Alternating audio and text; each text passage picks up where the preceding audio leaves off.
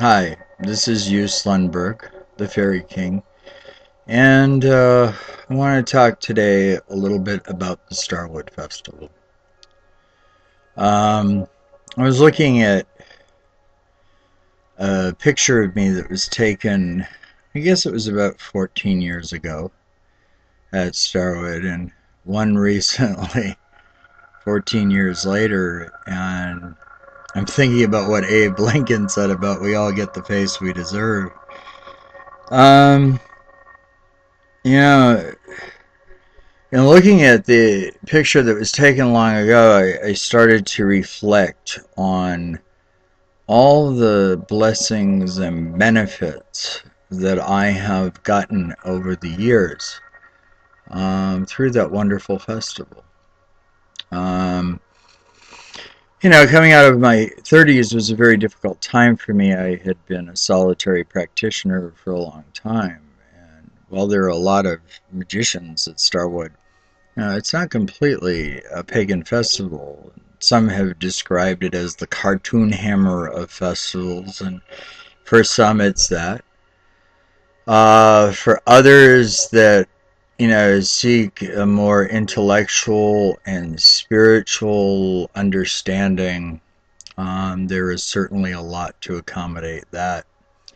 At the new site, at Wisteria, you have Stone Circle and the Fairy Shrine and all these other spaces that really are isolated from one another, and so that various groups can go and do their thing. Um, I guess first of all, I want to touch on the most important part of that festival and what it's meant to me.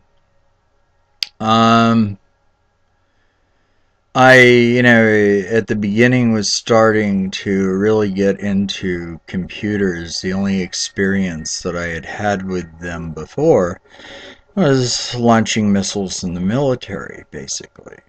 Um, and what ended up happening, my first Starwood, I started gaining a lot of friends, and they were using social media of different sorts, mainly email and Yahoo groups and things like that. And, we began getting to know one another through that.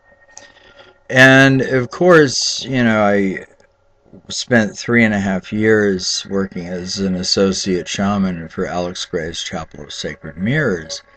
And, it was my attendance, honestly, at Starwood that led me to that and a lot of other wonderful places.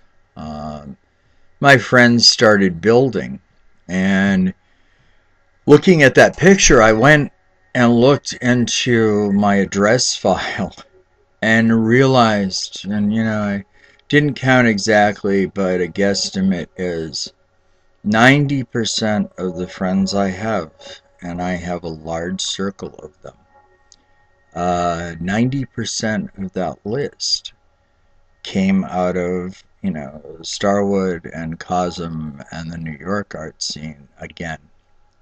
Something that first real festival experience led to. I did go away for about 3 years, and I'm glad that I did, because it was at the time that Starwood moved from Brushwood to Wisteria. And Wisteria is a site that I was already very well familiar with. I loved the people there. The Wisterians are some of my best friends. And, Shay certainly came out of that, as did Dan Capone and a number of other people that I treasure in my life. Um, but, as far as my stepping away for a few years, when I came back, I got the full impact of the changes that had happened. And in that break from the old site, what ended up happening was, a lot of healthy change took place. A lot of growth, not just the festival itself and the direction that it was going in, but in the people. And ACE is actively seeking the next generation. And I'll tell you, that is the bridge I've been building all of these years. A bridge from, the up and coming generation to the elders and to the future for both groups. And, I somehow fall somewhere in between. Um, I mean, I'm the co-founder of the Gossamer Court. We're about healing through art. And in that respect alone, the Starwood Festival is a very healing place. There's spontaneous arting going on all over the place, and copious amounts of music and rogue and spontaneous performance going all over the place. There are a number of workshops that have helped me find my way. And I say in one of my poems, I'm not always the prettiest fruit on the family tree. And certainly that is the truth when it comes to my Starwood family. We respect one another's growth and the process that's involved in that. And for some of us, it's a little more public than others because we choose to make an ass of ourselves from time to time out there. Unfortunately, I have some very forgiving friends. But getting back to the process of growth, it amazes me. I do want to touch on the next generation stuff. With James Barnes doing his thing with the puppets, and others, including him, working, with the Puffer Dome and G-Spot and the Space Rangers. I mean, I walked in on this thing, and I'm like, wow. This is some really good stuff. And there are a lot of people that have put a lot of hard work into it. I think none more than Jeff Rosenbaum, who's like, just started collecting really some of the most amazing people, presenters and entertainers, and it's no secret I'm absolutely tickled, delighted, happy, ecstatic, and blissful that Jeff McBride is going to be there this year. And for those of you that like my alchemical fighters, you'll love his. As a matter of fact, I've stolen some pretty good ideas from him over the years. And I plan to do my penance for that, helping him in any way that I can. But, with G-Spot, you have a very heavy indigo influence there. For those that are unfamiliar with that energy, we are a very creative lot. Our souls live a spiritual principle that's very similar to a lot of the traditions that people bring into the festival, but it's different. It really is. I mean, most of us live art and music and creativity and visionary pursuits in science, technology, all of these wonderful things. But it's a week with a full plate. I love the fact that they give people an extra day to pack out and go away after it's over, because, to be quite honest with you, when I was drinking, especially that last night, the next morning packing out was just absolute misery. A lot of the times. And of course, you're going through the emotional thing of having a deeply spiritual and wonderful experience and having to leave that. You're saying goodbye to friends, and I say this for newcomers. You will feel it when it's time to say goodbye. It's something that we never talk about. It's like when people bring up pack out to me before it's actually time to do it. I get very upset. I get testy. I'm like, why do you want to bring that bad magic into it now? I mean, I quietly prepare the night before by packing things up and making it easier on myself. But still, we just don't talk about it. You know, it's the 1,000-pound elephant in the room, that we ignore until we absolutely have to face it.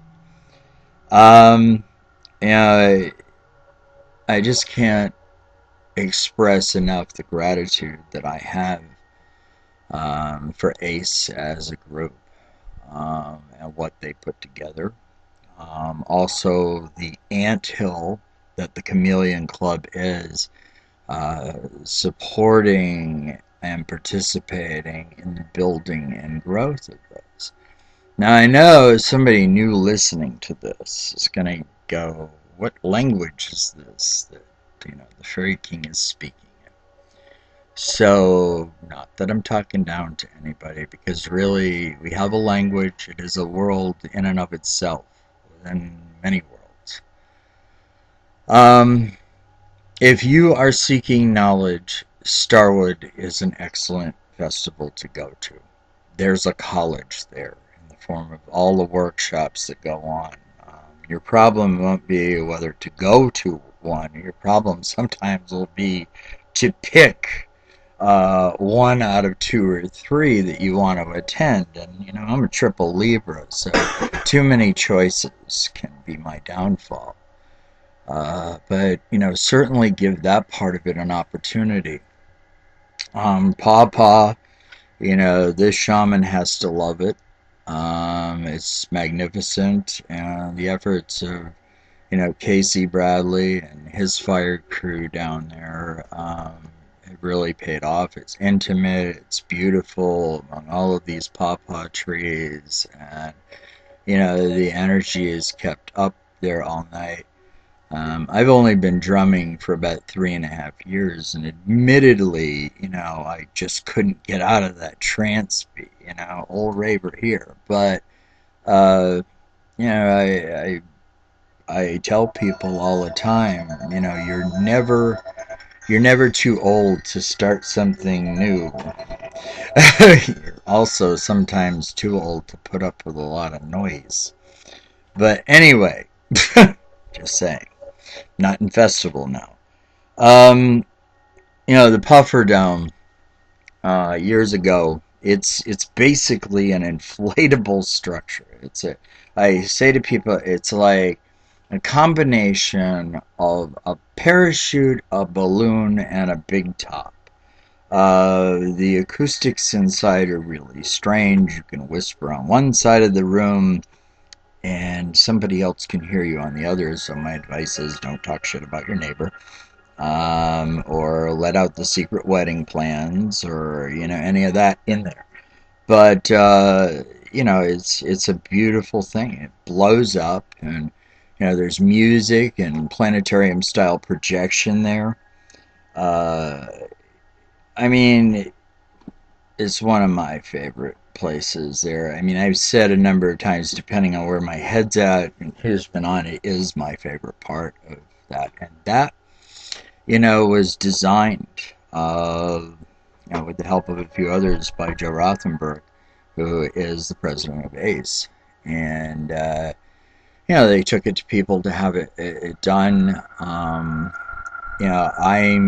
in the process of talking to people about getting some of Alex Gray's video, his work, and maybe combining that with, some really good musicians, and having a night like that. We'll see what happens. A lot of this stuff, or it's drawing board plans, and with me, the way that I do things, it all sits on the table, and then it comes time to put it all together. And a lot of what I do as an artist is spontaneous. But anyway, for ceremonial rituals, there's stone circle, you know, the way they've laid the stones out for this, the energy that's been put into it by events, not just within the context of the Starwood Festival, but Wisteria's other endeavors. That's a very magical place, and I encourage people to go to that side of the camp and check it out. Also, the fairy shrine, which my fairy goddaughter, really. I love Angela, and she has put so much into that with the help of other people. But there really, honestly, at Wisteria, there is something for everybody in the different energies, you know, on the site itself. Um, you know, the people of Ace that put on Ace and the Chameleon Club that put on the festival, you know, really do their best at providing a menu. You know, it's like I'm an old Sami Swede, and you know, I know what a smorgasbord is. And you just have like this huge smorgasbord of creative, esoteric, musical, craft. It's just all combined, and and of course heavy art influence, you know, circus arts, fire spinning, which is everybody knows. Okay, I'm never going to recover from it. I am a fire hoochie, and I bear my shame well on this subject. Anything to do with fire, I am all about. Um, as a matter of fact, I think when we turn it into art, we kind of lessen the amount of pyromaniacs out there that become arsonists. So, you know, have a safe burn, whatever it is, whether you're doing performing arts, circus arts, bonfires, etc. And I have to say this for people that are concerned with all of this going on about safety, ACE is vigilant about keeping people safe, and so are all the other crews, be it the fire crew in Pawpaw or Jason Isla's crew out on the bonfire. You know, we look after one another to make sure no one is harmed. Uh, yeah, and just to let people know, I've undergone pretty radical change in the last year, and I'm more available to people than I have been in the past. So if you see me walking around out there and you need some help with something, please feel free to just walk up to me and say, you know, how can I find this? And if I don't know the answer, I'll find somebody that does. Um, I want to stress to people, and this is from my own experience, you know, as much as knowledge as we take, we don't always keep it with us at certain moments. Keep hydrated, make sure your tents are well tarped and, you know, will stand up to things. And just to tell you a little story briefly, I had a history of my tent getting flooded. Actually, it did last year too, but and I said a little prayer to keep it dry. And I came back later that night, and a wind shear had come up. It didn't get wet, but the wind shear had like blown it into somebody else's campsite. I also didn't have it staked down, so very important. But you know, for that week, bring the things that you need. I don't recommend unless you absolutely have to go off site, but usually you have people who've been around for a while that are doing it, and if there's anything that you've forgotten, they can get you around, get you to the places that you need to for the supplies that you need. But, you know, I've said this about friendship. You know, I talk about Indiana Jones probably more than I should. But I tend to look at my friends, and there are a lot of them at the Starwood Festival, as a type of holy grail. And it's one that I drink from that quenches my thirst and feeds, you know, my hunger. And you know, there is a spirit of love in this festival and acceptance. You know, as long as people are respectful of one another, all are welcome. Um, you know, bring your magic with you. And I definitely hope to see a lot of new faces. And for some of the older ones out there, you know, every year I have tried to make it possible for someone else to come that has not been there yet. And I'm working on that this year, and I've got quite a few newbies coming in.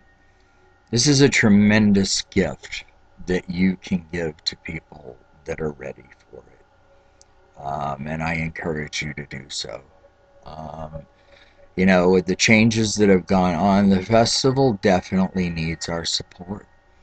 And when you see the invitations and the notices coming out, you know, you probably have a few people on your email lists and Facebook lists that could benefit greatly from this type of experience. And so let's make it happen. You know, the clock is ticking. We're basically down to just about 2.5 months before the games begin. And Shay's over there cheering. Yeah. Whining because it's taken so long. Oh, no, that was a whine. Yeah, he's whining because it's taking so long. But yeah, it's a constant. You know, we're great friends, and it's testimony to our patience that we managed to make the friendship work. But anyway, you know, I love a lot of you, and those that I don't love are probably people I haven't met yet. So, you know, get your asses out there to Pomeroy, Ohio, to Wisteria, and have yourself a magnificent and blissful Starwood Festival. And as I say at the end of all my videos, this is Joost Lundberg. Thank you for listening. Have a wonderful life.